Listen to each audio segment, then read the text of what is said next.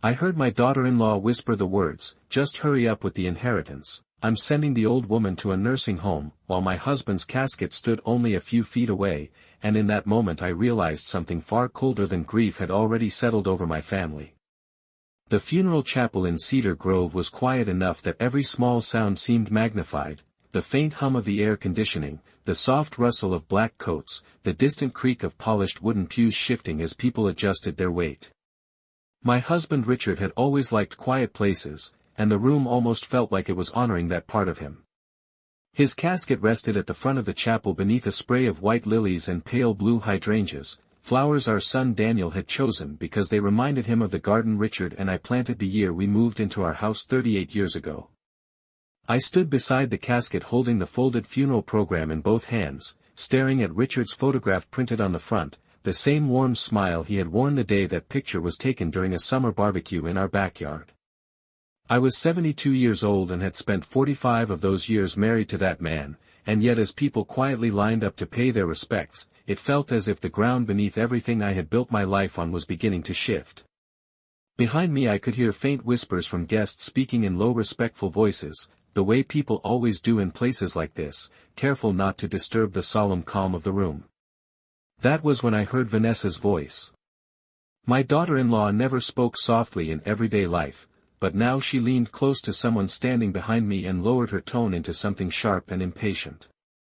"Just hurry up with the inheritance," she murmured. "Once this is done, I'm sending the old woman to a nursing home." The words slid into the quiet space like a cold draft through a cracked window. For a moment I wondered if grief had distorted my hearing, if maybe I had misunderstood, but Vanessa repeated herself with a small irritated sigh as though discussing a delayed shipment or an overdue bill. I did not turn around. I did not react. My hands tightened slightly around the funeral program, the paper bending beneath my fingers, but my face remained calm as I looked down at Richard's photograph. People stepped forward one by one to offer condolences, gentle touches on my shoulder, quiet words about what a good man Richard had been, and I thanked them all with the same polite nod I had been giving for the past hour. Yet behind the calm mask I felt something settle into place inside my mind, not anger exactly, and not even shock, but a slow, steady awareness that the family standing around me was no longer the one I believed I had known.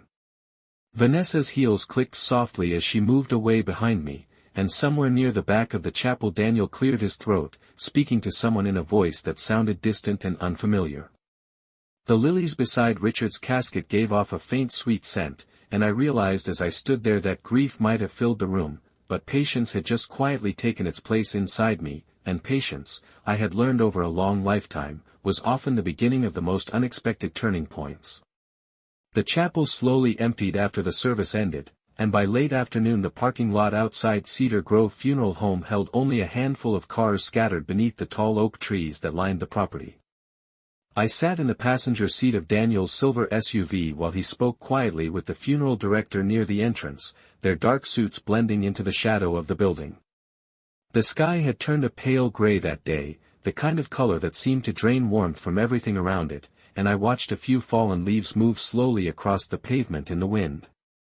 For more than 4 decades Richard had been the person who sat beside me during moments like this, the one who reached for my hand without saying anything when life felt uncertain. Now the empty space beside me felt strangely unfamiliar, as if the world had shifted slightly and I had not yet learned how to balance again. Vanessa opened the driver's side door and slid into the seat without looking at me. Her perfume filled the car immediately, a strong floral scent that reminded me of department store counters and polished marble floors. She began checking her phone, her manicured nails tapping lightly against the screen while messages appeared. One after another. The quiet between us stretched for nearly a full minute before she finally glanced in my direction with a polite smile that did not reach her eyes. "Daniel is finishing paperwork," she said casually. "Funerals always come with so many details." I nodded once, keeping my voice calm. "Your father-in-law handled details well. He believed preparation made difficult days easier." Vanessa gave a small shrug and continued scrolling through her phone. I wondered if she had forgotten the whisper I heard earlier or if she simply assumed that grief had made me too distracted to notice. The ride back to my house took nearly 20 minutes. The familiar streets of Cedar Grove passed slowly outside the window, each one carrying memories from the years Richard and I built our life there. The bakery on Main Street where he bought cinnamon rolls every Sunday morning. The hardware store where he spent hours talking about tools with neighbors who knew him by name. The small public park where Daniel learned to ride his bicycle on a warm spring afternoon when he was 7 years old. When we turned onto Maple Ridge Drive, the late afternoon sun finally pushed through the clouds and lit the front yard of the house Richard and I had lived in for 38 years. The white porch railing needed repainting and the flower beds were beginning to fade with the season, but the place still carried the quiet comfort of a home that had been cared for with patience. Vanessa stepped out of the car first and looked up at the house with an expression that was almost calculating. "It really is a big place for one person," she said thoughtfully, as if she were studying a property listing rather than standing in front of the home where her husband grew up. Daniel walked up the driveway carrying a folder of funeral documents, his shoulders slightly hunched with exhaustion. He avoided my eyes as he handed the papers to Vanessa and spoke in a low voice about scheduling a meeting with Richard's attorney in a few days. I listened quietly while they discussed dates and times, noticing the way Vanessa nodded confidently as though certain decisions had already been made. The front door creaked softly when I opened it, and the familiar scent of lemon wood polish and fresh laundry drifted into the hallway. For a moment I stood just inside the entrance, looking at the living room where Richard's favorite armchair still faced the television and the framed family photographs lined the mantel above the fireplace. Vanessa's whisper from the chapel returned to my mind with perfect clarity, and I realized that while everyone else believed this was the beginning of my loneliness, something else had quietly begun as well, something that required patience, careful observation, and the understanding that not every conversation inside a family is meant to be heard out loud. The house felt unusually still that evening, the kind of quiet that settles into the walls after a long day filled with too many voices and too many polite condolences. I stood in the kitchen rinsing a coffee mug while the late sunlight filtered through the window above the sink, casting soft gold reflections across the countertop Richard had installed himself nearly 20 years earlier. He had always enjoyed working with his hands, and every corner of the house carried small reminders of that patience. The shelves in the living room. The wooden railing on the staircase.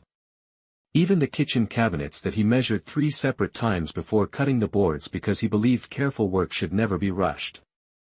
Daniel and Vanessa sat in the dining room a few feet away, their voices low but not quite quiet enough to disappear entirely.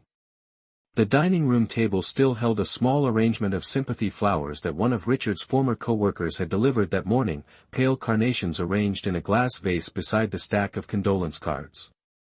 I dried my hands slowly with a kitchen towel and listened without appearing to listen. "The attorney said Thursday afternoon should work," Daniel said, his voice tired but steady. "We will go over everything then." Vanessa shifted in her chair, the soft sound of fabric brushing against the wood. "That is good," she replied. "It is better to move quickly with these things. Houses, accounts, paperwork. Waiting too long only complicates everything." Daniel hesitated for a moment before answering. "Mom will need time." Vanessa gave a small laugh that carried just enough impatience to make the meaning clear. "Time for what, Daniel? Your father is gone. The practical things still have to happen." I placed the mug on the drying rack and stepped quietly toward the hallway, allowing their conversation to fade. Behind me. My bedroom door remained half open, just as Richard left it that morning before the ambulance arrived weeks ago when his heart finally gave out after years of stubborn strength. His reading glasses still rested on the nightstand beside the lamp, and the book he had been slowly working through sat folded open on the final chapter. The room smelled faintly of cedar from the closet and the familiar aftershave he wore every Sunday morning before church. I sat down on the edge of the bed and looked around at the life we built piece by piece, remembering the early years when money was tight and Daniel was still small enough to fall asleep on the couch while Richard balanced invoices at the kitchen table. We never imagined wealth when we began. We imagined stability, a quiet place to grow old together, a home strong enough to hold a family for generations. That was always Richard's dream.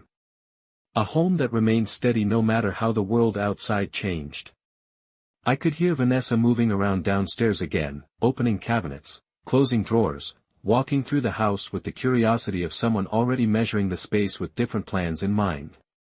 Her footsteps echoed faintly through the hallway floorboards, and I realized something then that felt clearer than anything I had understood all day.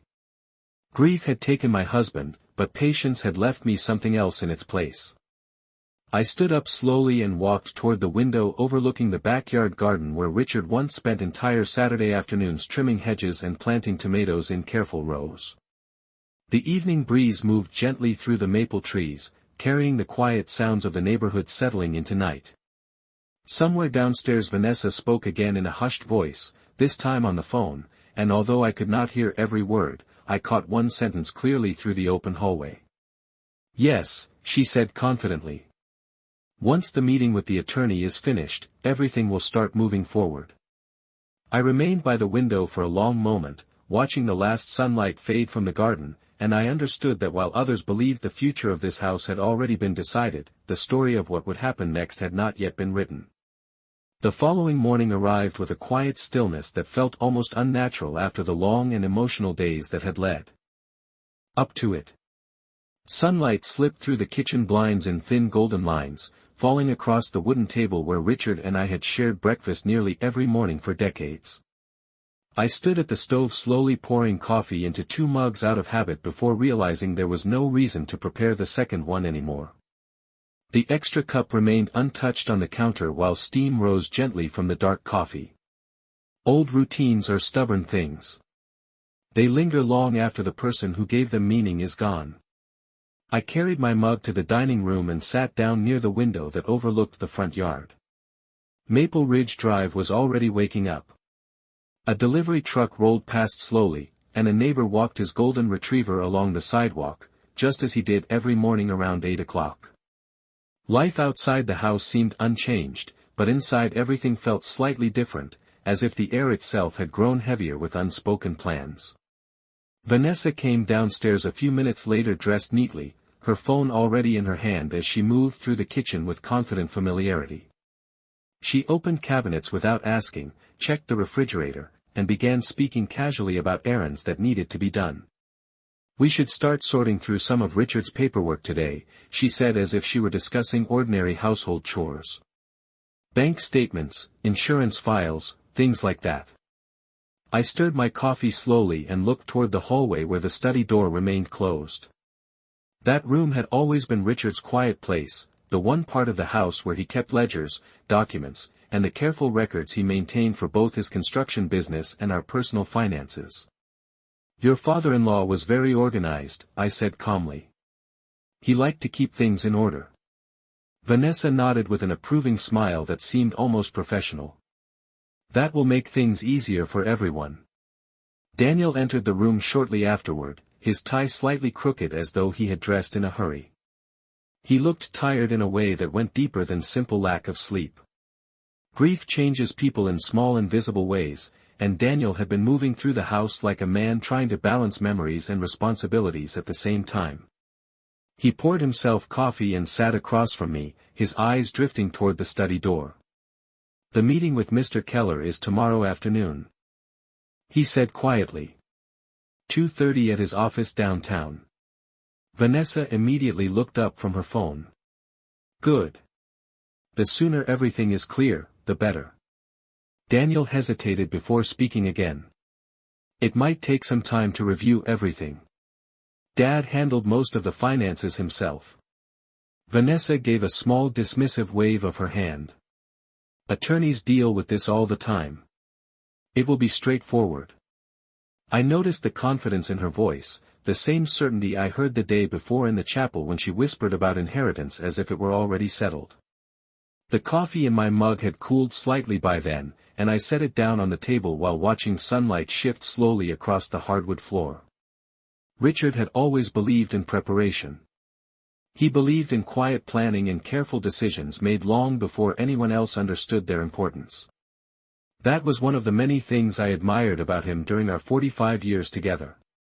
People often assumed his calm nature meant he was simple or predictable, but those who truly knew him understood something else entirely.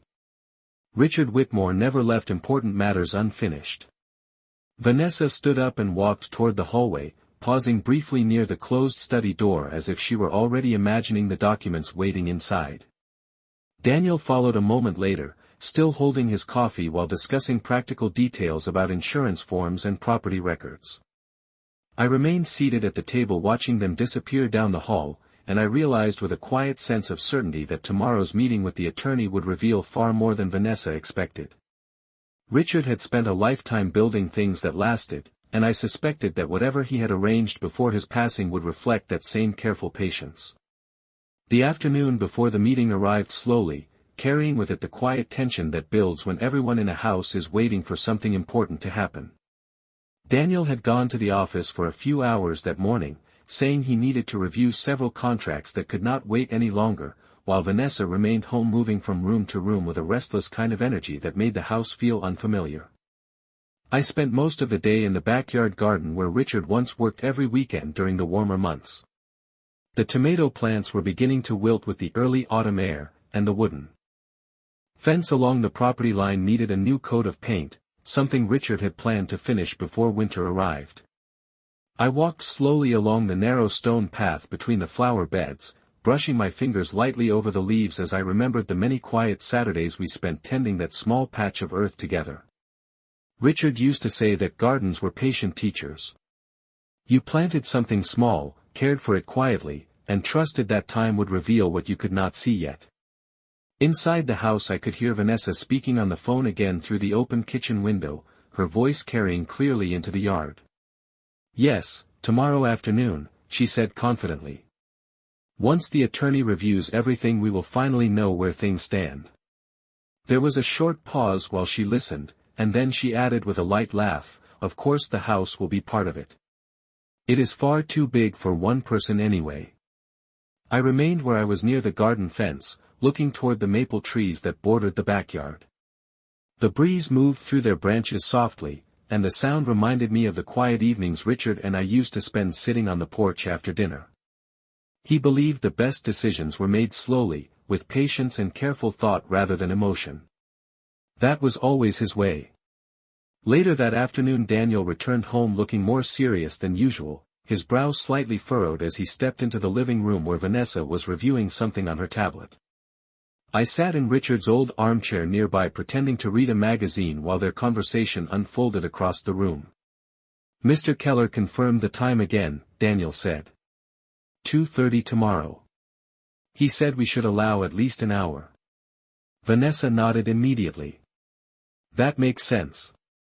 There are probably several accounts and documents to review."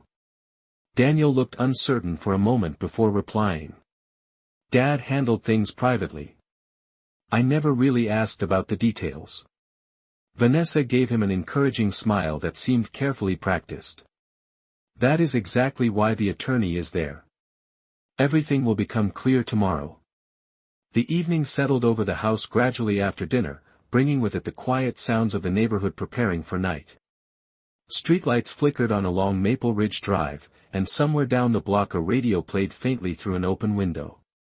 I stood at the kitchen sink, washing the last dinner plate when Daniel stepped beside me. For a moment neither of us spoke. Then he cleared his throat softly. "Mom," he said, "I know tomorrow might be difficult." I dried my hands slowly and looked at him with the calm patience Richard always admired. "Your father believed that difficult moments often reveal important truths," I replied. Daniel nodded thoughtfully but did not say anything more. Upstairs Vanessa moved across the hallway, her footsteps steady and confident as if she were already walking toward a future she believed had been arranged in her favor. I turned off the kitchen light and stood for a moment in the quiet room, remembering something Richard once told me many years ago while reviewing a stack of business papers at this very table. He had smiled in that quiet way of his and said that careful planning was the kind of protection most people never noticed until the moment they needed it most. Tomorrow, I suspected, would be the moment when that protection finally revealed itself.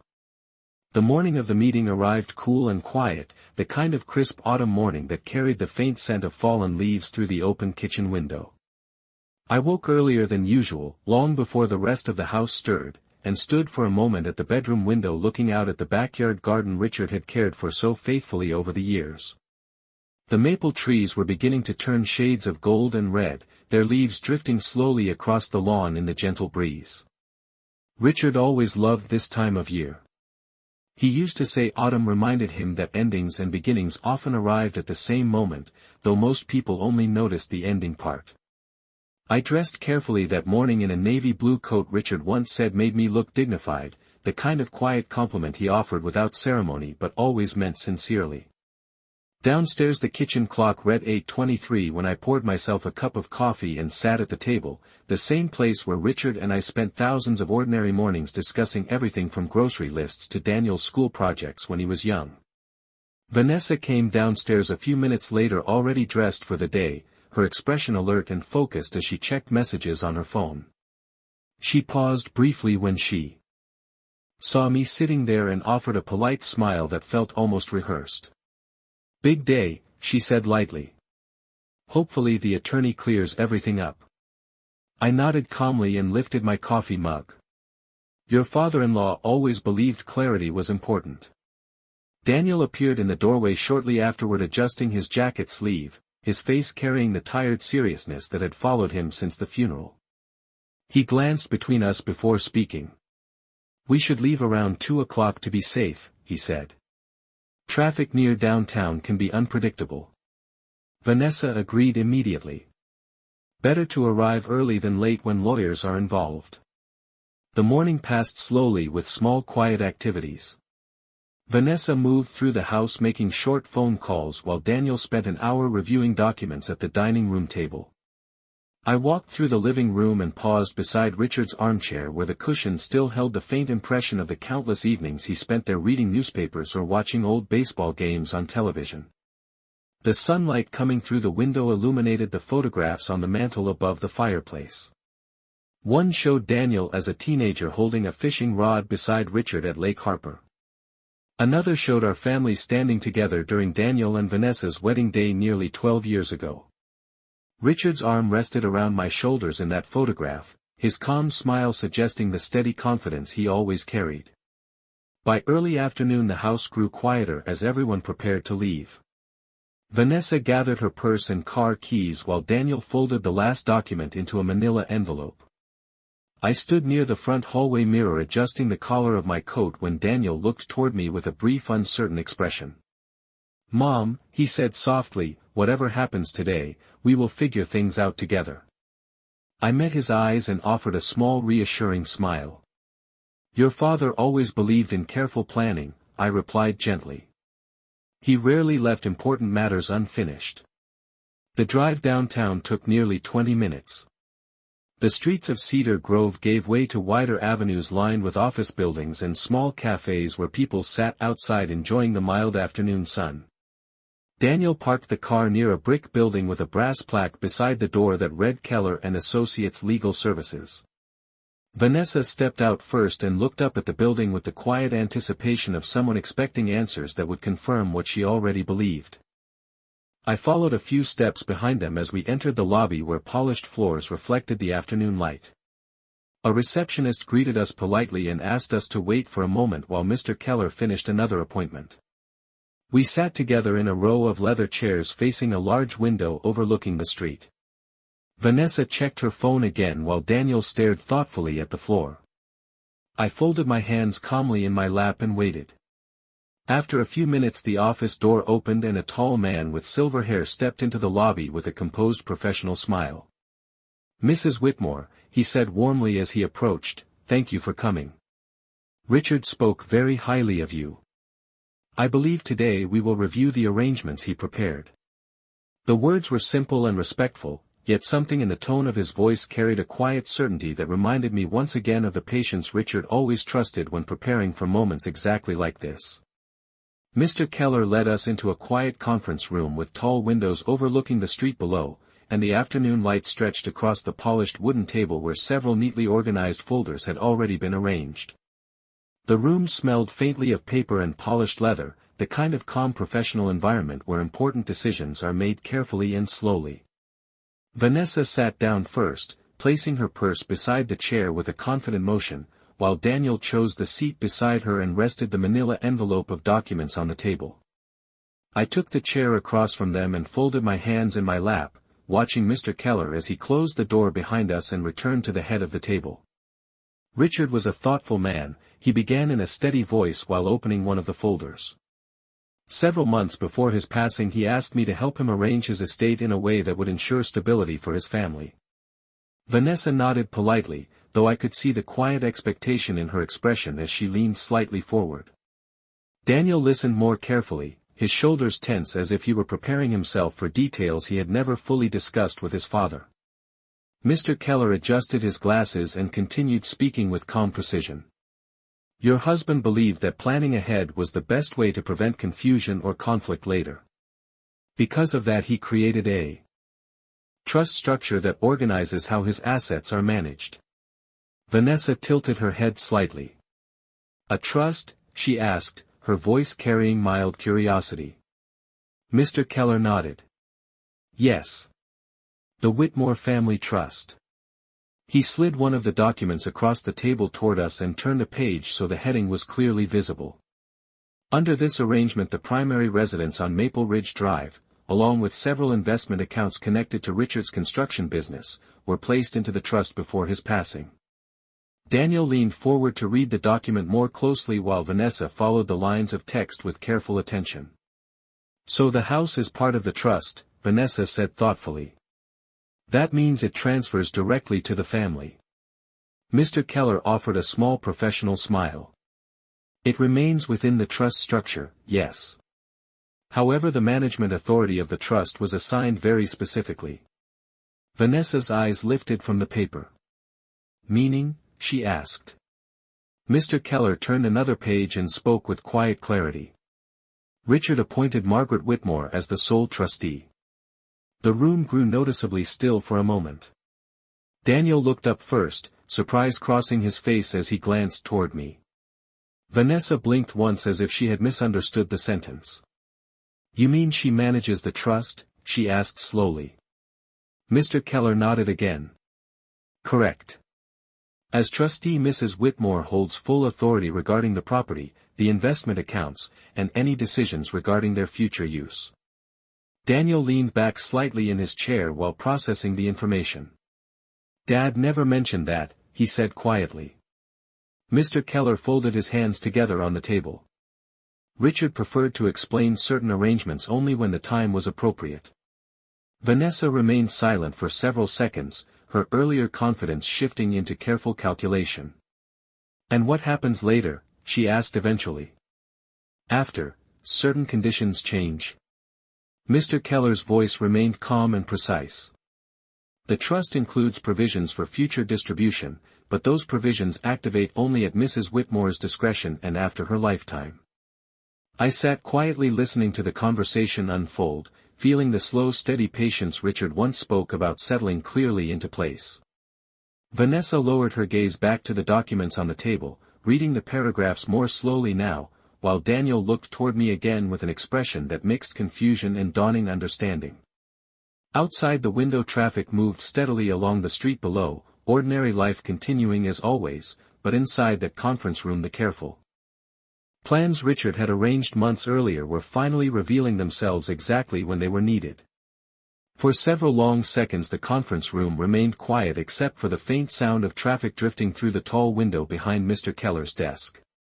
Vanessa continued staring at the trust documents in front of her, her eyes moving slowly across each line as if searching for a sentence that would change what she had just heard.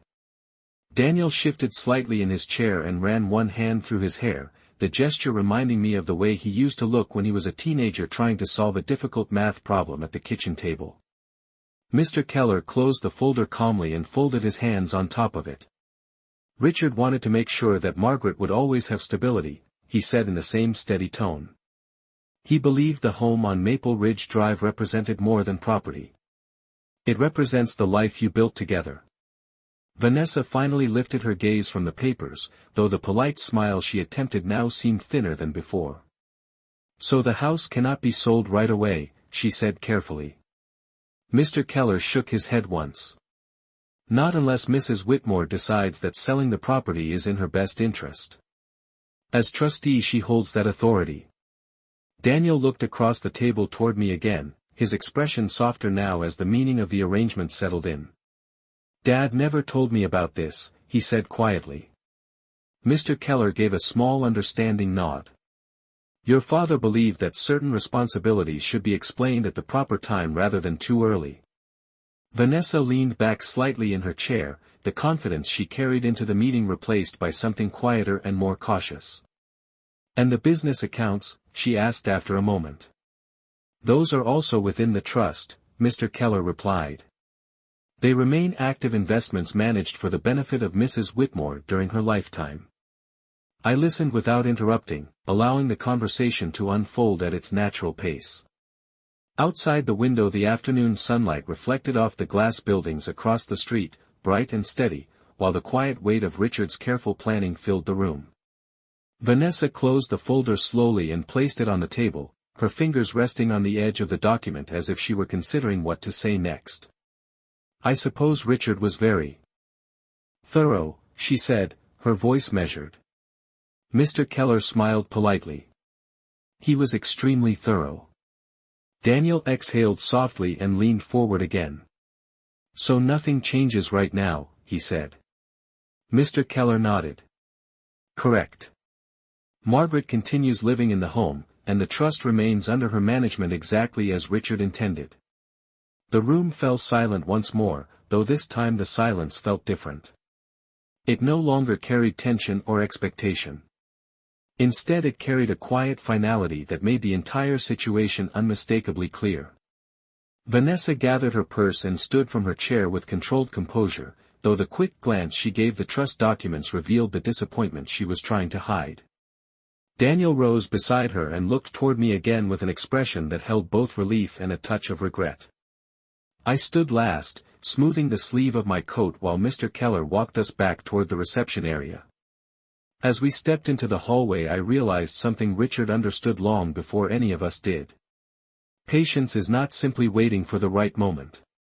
Patience is trusting that the right moment will eventually arrive. And as we left the building and stepped back into the quiet afternoon sunlight of Cedar Grove, it became clear that Richard had arranged everything so that when that moment came, the future of our home would remain exactly where it belonged. We drove back to Maple Ridge Drive in near silence, the late afternoon sun stretching long shadows across the quiet streets of Cedar Grove as Daniel guided the car through familiar turns we had traveled thousands of times before. Vanessa spent most of the drive looking out the window, her phone resting in her lap without the constant tapping that had filled the previous days. The confidence she carried earlier had softened into a thoughtful quiet, as if the future she had imagined was now rearranging itself into something less certain. Daniel pulled into the driveway just as the first porch lights along the street began to flicker on for the evening. The house looked exactly as it always had, the white railing along the porch glowing faintly in the warm light, the maple tree in the front yard moving gently in the autumn breeze. I stepped out of the car and paused for a moment at the edge of the walkway, looking at the windows where Richard and I had watched countless sunsets over the years. Some homes hold memories in ways that are difficult to explain to anyone who did not build them piece by piece with their own hands. This house carried 45 years of ordinary mornings, quiet dinners, laughter, arguments, holidays, and the steady rhythm of a life shared with patience. Daniel walked beside me toward the porch and opened the front door, holding it for both of us with a quiet respect that had been missing in the past few days. Inside the house the familiar scent of lemon polish and old wood welcomed us back, the same comforting smell that had greeted our family every evening for decades. Vanessa stepped inside last and looked slowly around the living room as if seeing it differently now, her eyes moving across the framed photographs above the fireplace and the worn armchair where Richard used to sit every night after dinner. None of us spoke at first. The quiet of the room seemed to settle around us like a gentle reminder that time continues moving forward whether people are ready or not. Daniel finally cleared his throat softly and turned toward me. "Mom," he said carefully, "I did not realize Dad had arranged things that way." I offered him a small calm smile, the same steady expression Richard often said helped people listen more clearly. "Your father believed in protecting the things that mattered most," I replied. Daniel nodded slowly, understanding something now that perhaps he had never fully seen before. Vanessa placed her purse on the dining room table and spoke in a measured voice that carried none of the sharp impatience I had heard in the chapel days earlier. Richard was very thoughtful, she said quietly.